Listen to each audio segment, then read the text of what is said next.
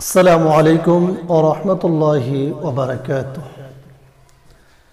কাছে কিংবা দূরে, দেশ কিংবা প্রবাস থেকে যে যেখান থেকে ভিডিওটি দেখছেন, সকলকে জানাই আমার পক্ষ থেকে আন্তরিক শুভেচ্ছা ও অভিনন্দন।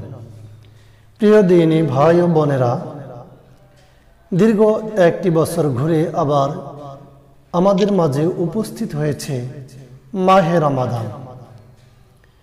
আসুন এ মাহে রমাদানে ইফতারের পূর্বে 10টি সুন্নাহ আমল রয়েছে, আমরা সেই 10টি সুন্নাহ আমল সম্পর্কে জেনে নিই।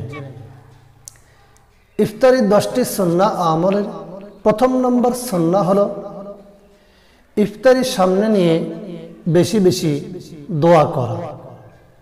রাসূল সাল্লাল্লাহু আলাইহি সাল্লাম বলেছেন, ইফতারি সামনে নিয়ে দোয়া করলে আল্লাহ সুবহানাহু ওয়া তাআলা সে দোয়া কবুল করে থাকেন। এজন্য ইফতারি সামনে নিয়ে বেশি বেশি দোয়া করা।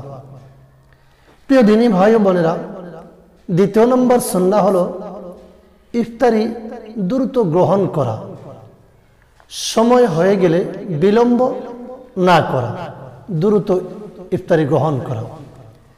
তৃতীয় নম্বর সুন্নাহ হলো বিসমিল্লাহ বলে ইফতারি গ্রহণ করা।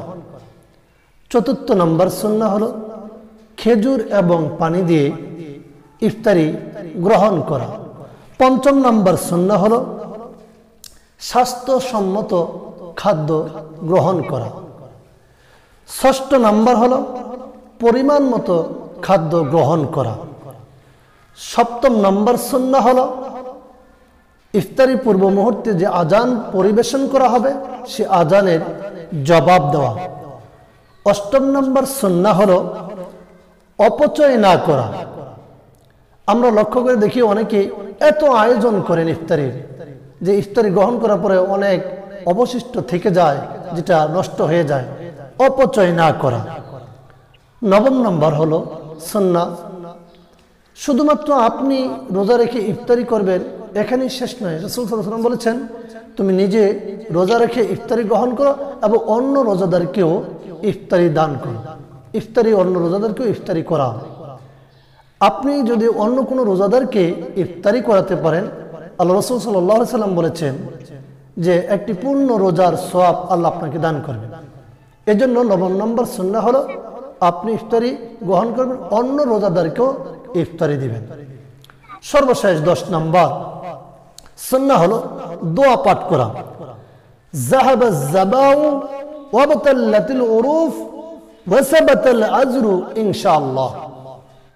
প্রিয় দিনী ভাইরা, এই 10টি সুন্নাহ আমরা সকলে ইফতারি পূর্ব মুহূর্তে আমল করার চেষ্টা করব।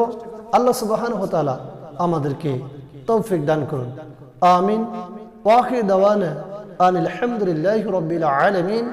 আসসালামু আলাইকুম ওয়া রাহমাতুল্লাহ।